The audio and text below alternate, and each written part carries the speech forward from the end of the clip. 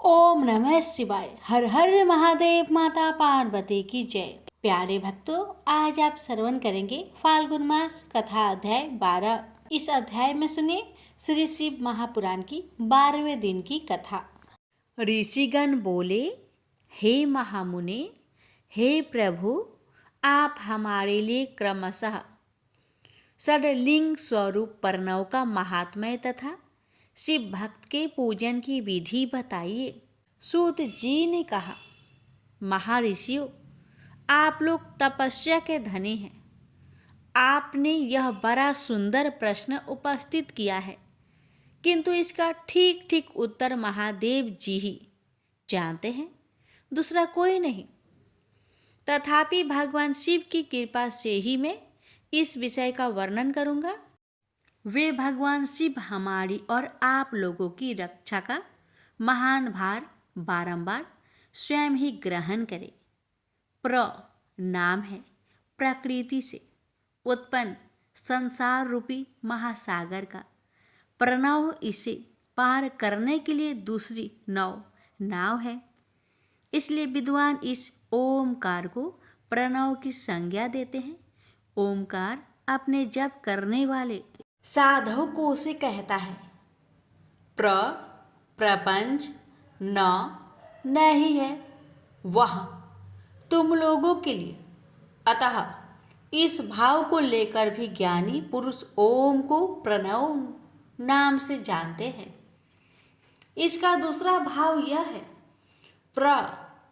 प्रकर्षेण नयेत वह युष्मान मोक्षम इति वा प्रणव। अर्थात यह तुम सब उपासकों को बलपूर्वक मोक्ष तक पहुंचा देगा। इस अभिप्रयास से भी इसे ऋषि मुनि प्रणव कहते हैं। अपना जप करने वाले योगियों के तथा अपने मंत्र की पूजा करने वाले उपासक के समस्त कर्मों का नाश करके यह दिव्य नूतन ज्ञान देता है। इसलिए भी इसका नाम प्रणव है। उन माया रहित महेश्वर को ही नव अर्थात नूतन कहते हैं। वे परमात्मा प्राकृतिक रूप से नव अर्थात शुद्ध स्वरूप है, इसलिए प्रणव कहलाते हैं।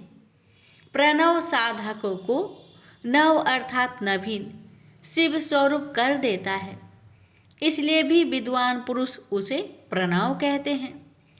अथवा प्राकृतिक रूप से नव दिव्य परमात्मा ज्ञान प्रकट करता है, इसलिए वह प्रणव कहा गया है। प्रणवों के दो भेद बताए गए हैं, स्थूल और सूक्ष्म। एक अक्षर रूप जो ओम है उसे सूक्ष्म प्रणव जानना चाहिए, और नमः शिवाय इस 5 अक्षर वाले मंत्र को स्थूल प्रणव समझना चाहिए। जिसमें 5 अक्षर व्यक्त नहीं है वह सूक्ष्म है, और जिसमें 5 अक्षर सुस्पष्ट रूप से व्यक्त है वह स्थूल है।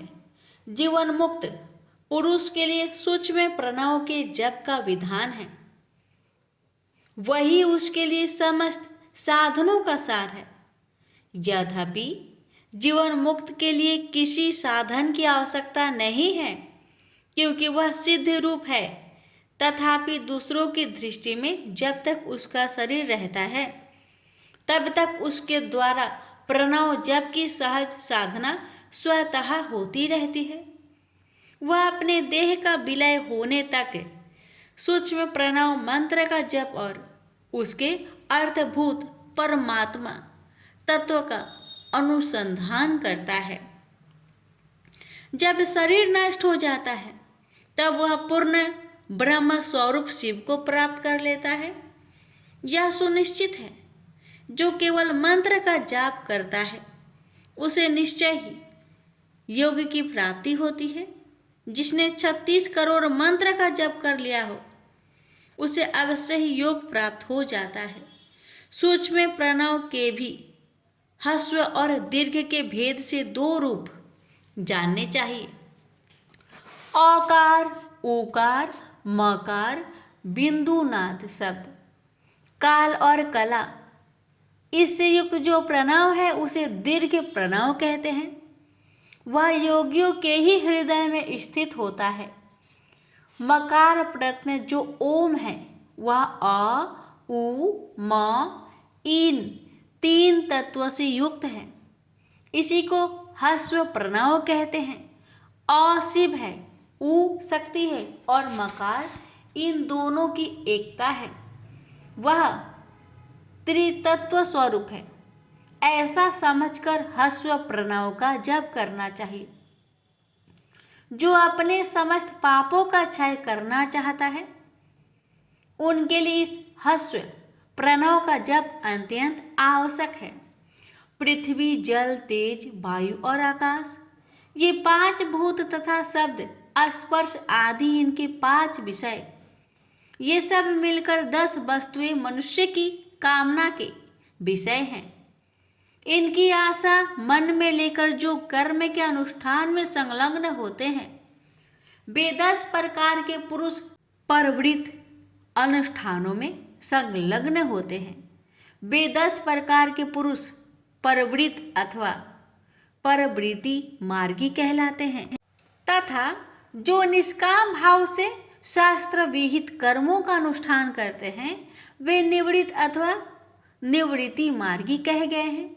परवृत्त पुरुष को ह्रस्व प्रणव का ही जप करना चाहिए और निवृत्त पुरुष को दीर्घ प्रणव का।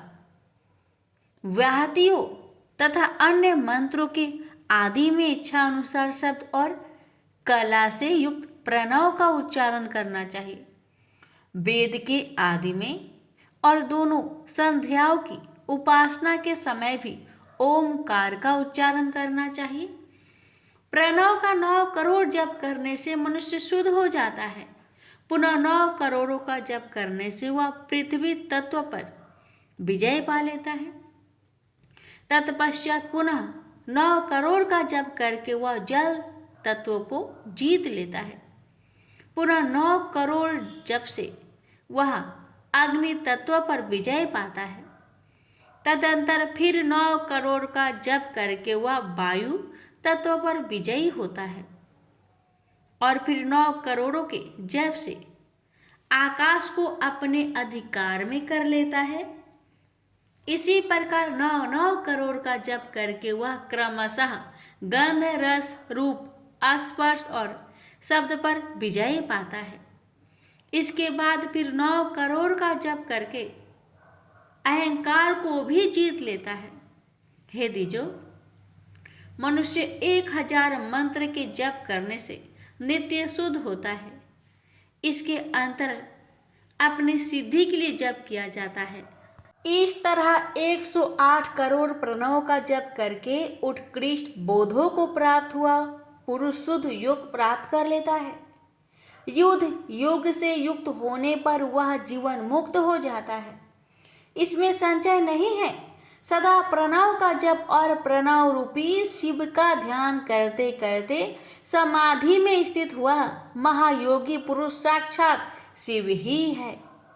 इसमें संचय नहीं है। पहले अपने शरीर में प्रणव के ऋषि, छंद और देवता आदि का न्यास करके फिर जप आरंभ करना चाहिए। आकार आदि मात्र का वर्णों से युक्त प्रणव का अपने अंगों में न्यास करके मनुष्य ऋषि हो जाता है। मंत्र के 10 विध संस्कार, मातृक न्यास तथा षोडशोधन आदि के साथ संपूर्ण न्यास का फल उसे प्राप्त हो जाता है। प्रवृत्ति तथा प्रवृत्ति निवृत्ति से मिश्रित भाव वाले पुरुष के लिए स्थूल प्रणव का जप ही अभीष्ट का साधक होता है। क्रिया, तप और जप के योग से शिव योगी 3 प्रकार के होते हैं। वे क्रमशः क्रिया योगी, तप योगी और जप योगी कहलाते हैं। जो धन आदि वैभव से पूजा सामग्री का संचय करके हाथ आदि अंगों से नमस्कार आदि क्रिया करते हुए इष्ट देव की पूजा में लगा रहता है वह क्रिया योगी कहलाता है। पूजा में संलग्न रहकर जो परिमित भोजन करता हुआ ब्रह्म इंद्रियों को जीतकर बस में किए रहता है और मन को भी बस में करके परद्रोह आदि से दूर रहता है वह तप योगी कहलाता है। इन सभी सद्गुणों से युक्त होकर जो सदा शुद्ध भाव से रहता है तथा समस्त काम आदि दोषों से रहित हो शांत चित्त से निरंतर जप किया करता है उसे महात्मा पुरुष जप योगी मानते हैं। जो मनुष्य 16 प्रकार के उपचारों से शिव योगी महात्माओं की पूजा करता है वह शुद्ध होकर सालोक्य आदि की क्रमशः उत्तरोत्तर उत्कृष्ट मुक्ति को प्राप्त कर लेता है।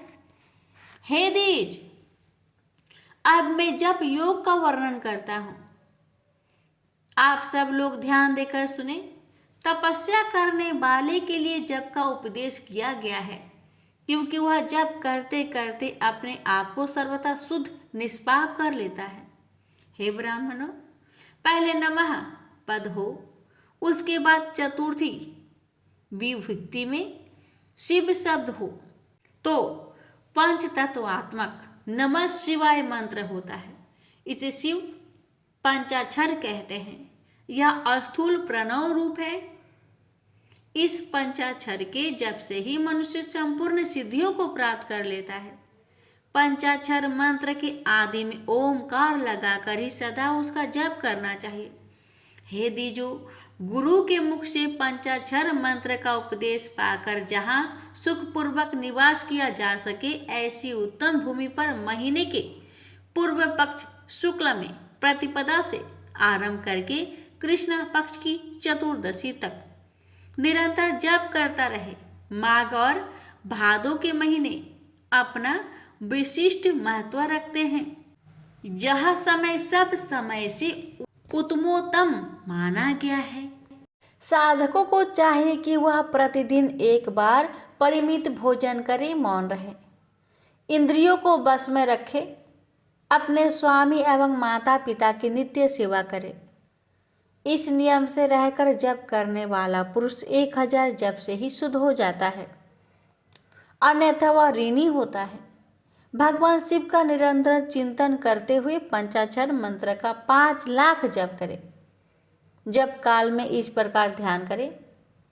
कल्याणदाता भगवान शिव कमल के आसन पर विराजमान है। उनका मस्तक श्री गंगा जी तथा चंद्रमा की कला से सुशोभित है। उनकी बाई जांघ पर आदि शक्ति भगवती उमा बैठी है। वहाँ खड़े हुए बड़े बड़े गण भगवान शिव की शोभा बढ़ा रहे हैं। महादेव जी अपने 4 हाथों में मृग मुद्रा, टंक तथा वर एवं अभय की मुद्राएं धारण किए हुए हैं। इस प्रकार सदा सब पर अनुग्रह करने वाले भगवान सदा शिव का बार बार स्मरण करते हुए हृदय अथवा सूर्य मंडल में पहले उनकी मानसिक पूजा करके फिर पूर्वाभिमुख हो पूर्वोक्त पंचाक्षरी विद्या का जप करे। उन दिनों साधक सदा शुद्ध कर्म ही करे, जबकि समाप्ति के दिन कृष्ण पक्ष की चतुर्दशी को प्रातःकाल नित्य कर्म स्नान करके शुद्ध एवं सुंदर स्थान में स्वच्छ संतोष आदि नियमों से युक्त होकर शुद्ध हृदय से पंचाक्षर मंत्र का 12,000 जप करे। तत्पश्चात सब पत्नीक 5 ब्राह्मणों का जो श्रेष्ठ एवं शिव भक्त हो वरण करे। इनके अतिरिक्त एक श्रेष्ठ आचार्य का भी वरण करे और उसे सांब सदा शिव का स्वरूप समझे।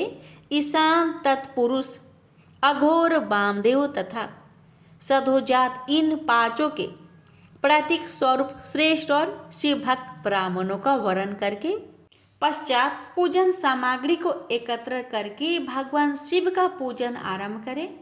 विधि पूर्वक शिव की पूजा संपन्न करके होम आरंभ करें।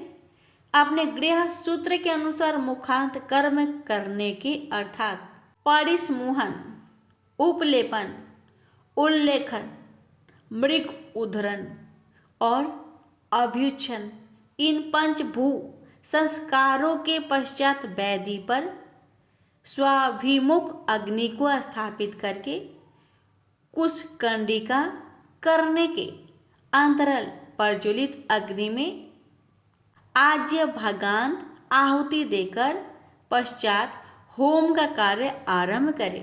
कपिला गाय के घी से 101 अथवा 1001 आहुतियाँ स्वयं ही दे, अथवा विद्वान पुरुष से भक्त ब्राह्मणों से 108 आहुतियाँ दिलाए। होम कर्म समाप्त होने पर गुरु को दक्षिणा के रूप में एक गाय और बैल देने चाहिए।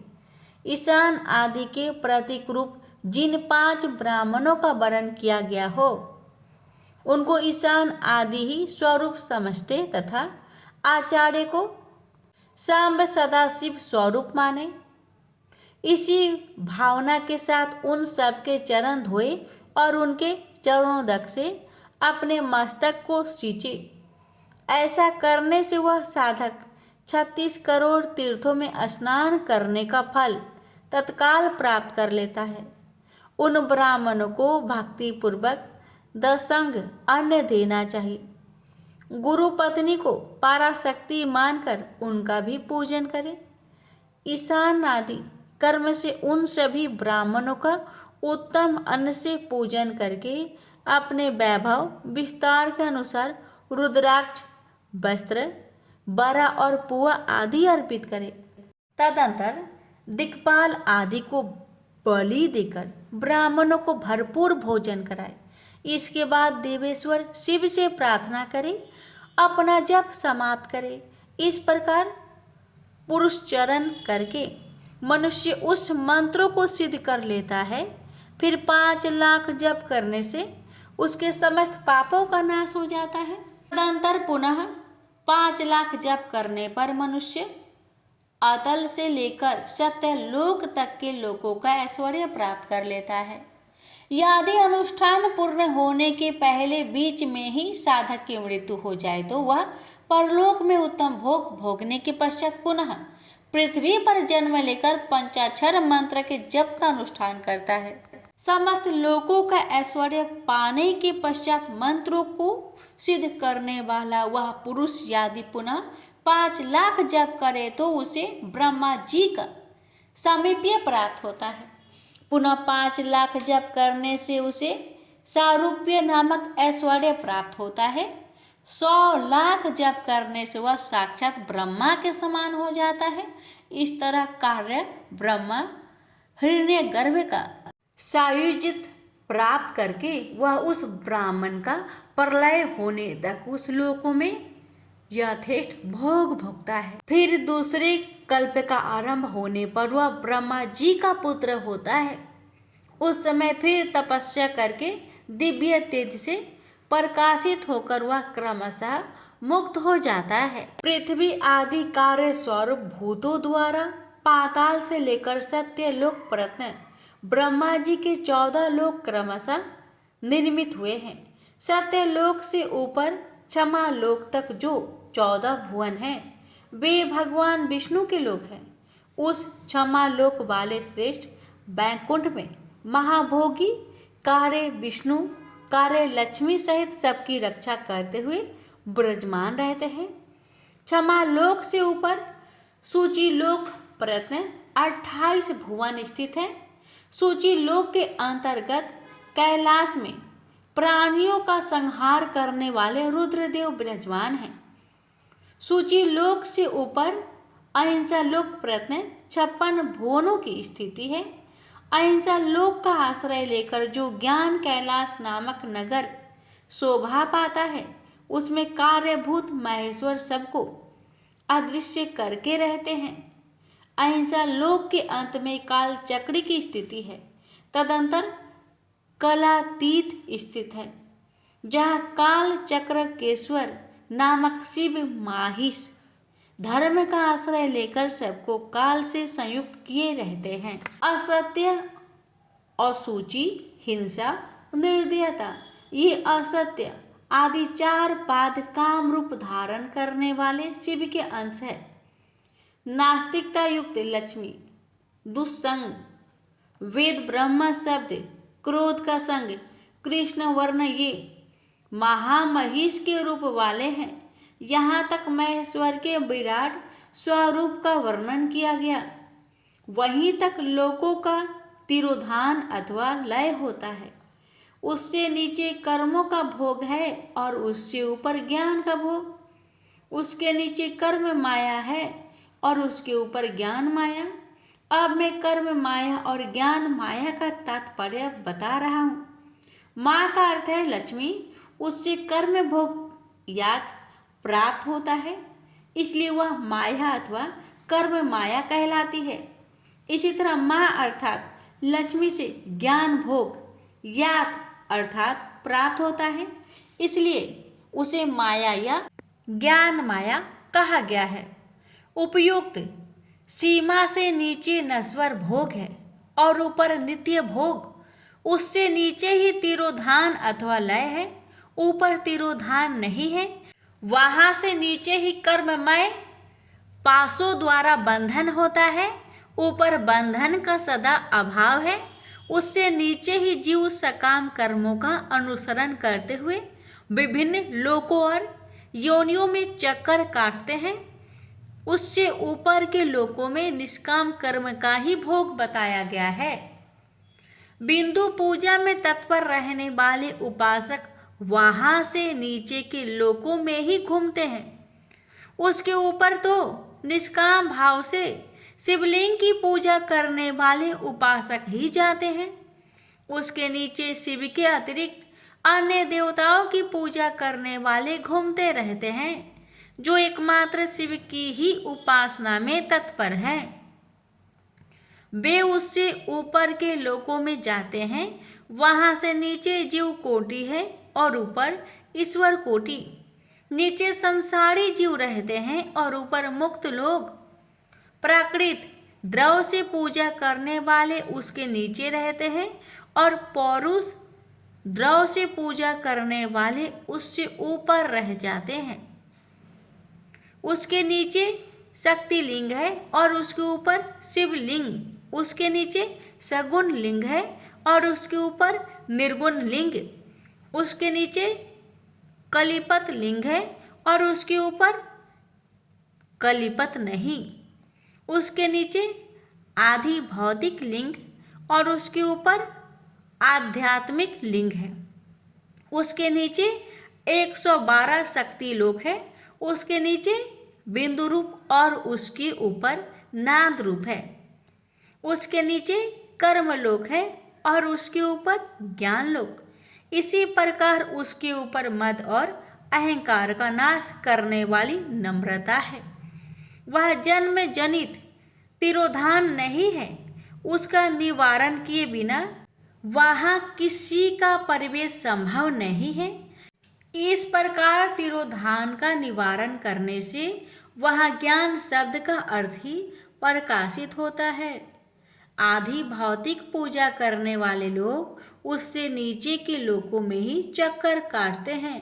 जो आध्यात्मिक उपासना करने वाले हैं वे ही उससे ऊपर को जाते हैं।